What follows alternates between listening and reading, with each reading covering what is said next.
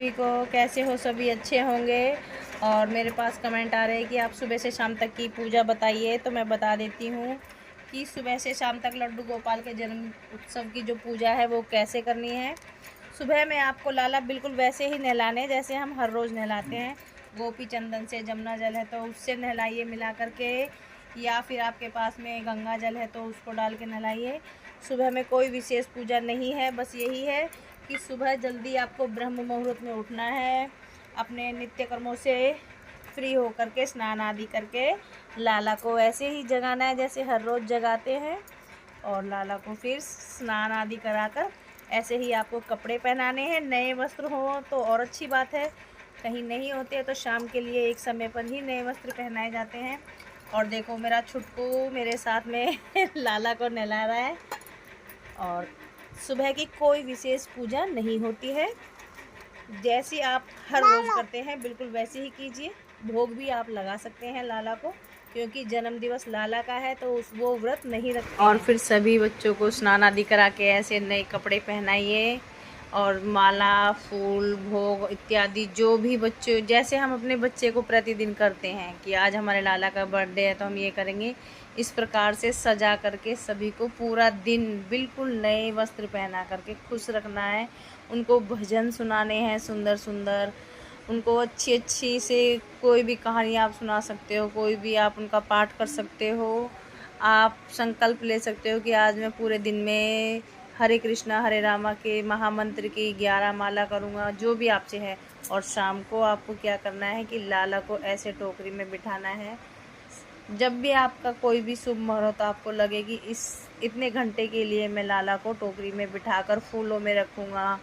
कोई अनाज में रखते हैं, कोई फलों में रखते हैं, कोई सब्जियों में रखते हैं, जैसे जिसका भाव हो उस प्रकार से आप अपने लाला को जन्म देने के लिए किसी भी बर्तन में, टोकरी में आप ऐसे फूलों से, जैसे कि मैं दिखा रही हूँ, ऐसे कर सकते हैं। और उनकी और रात को 12 बजे उनका जन्मोत्सव मनाना है, लाला को जन्म दिलाना है। और फिर जन्म दिलाना कैसे है, क्या करना है, वो भी आपको बता देते हैं। आपको 12 बजे थाली से बजा कर के लाला को जगाना है कि हाँ, जैसे शोर होता है ना कि भाई हमारे घर में लाला हुए हैं, तो थाली बजाते हैं, कोई शंख बजाता है, जो भी आपका मन हो। फिर लाला को स्नान कराना है शहद से, दही से, दूध से और बूरा से कराते हैं, शक्कर जो होती है। लाला को बिल्कुल नए, और एक और बात मैं आपको बता दूं कि लाला को यमुना जी के जल से भी विशेष स्नान कराया जाता है। अगर आपके घर में है तो ठीक है, नहीं है तो कोई बात नहीं, जो भी आपको पवित्र नदी का जल है उसे मिलाकर आप स्नान अवश्य कराएं लाला को। भाव यही रखें कि हमारा लाला गोकुल में है और हम वहीं उसकी सेवा कर रहे हैं। हमारा घर इस समय गोकुल से कम नहीं है। और लाला को सुंदर सुंदर से कपड़े वगैरह अब हम पहनाएंगे, देखते रहिए। और देखो लाला कितना खुश लग रहा है। लाला का स्नान आदि कराने के बाद में लाला को तैयार करके उसको माला पहनाइए, सुंदर से वस्त्र, बाल, मुकुट, पगड़ी देखिए कैसे पहनानी है। बिल्कुल सुंदर हमें लाला को सजाना है।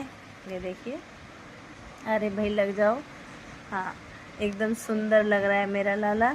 अब हमने इसको जन्म दे दिया है। और भैया मोर पंख के बिना लाला अधूरा है। फिर रात को हमें उनकी आरती करनी है, जो भी हमारे घर में भोग है। जैसे हमारे घर में बच्चे का जन्म हुआ तो हम कितने खुश होते हैं, तरह तरह के पकवान बनाते हैं, बर्थडे सेलिब्रेट करते हैं। उसी प्रकार से जो भी हमारे घर में भोग है हमें लाला को खिलाना है। और सबसे महत्वपूर्ण कार्य जो होता है वो ये है कि हमें लाला को झूला अवश्य झुलाना है, रात्रि में ही पालना अवश्य झुलाना होता है। ये देखिए मेरा लाला एकदम हैप्पी हैप्पी खुश है। और इनको सुंदर सुंदर रात में भी श्री राधे के भजन हम सुनाएंगे। आप लोगों पे जो भी भजन हो आप वो सुनाइए, भाव के साथ प्रभु को अपने घर बुलाइए। ठाकुर जी, आप हमारी ज़िंदगी का एक हिस्सा हैं, हमारे साथ रहिए और प्रेम से बोलते रहिए राधे राधे।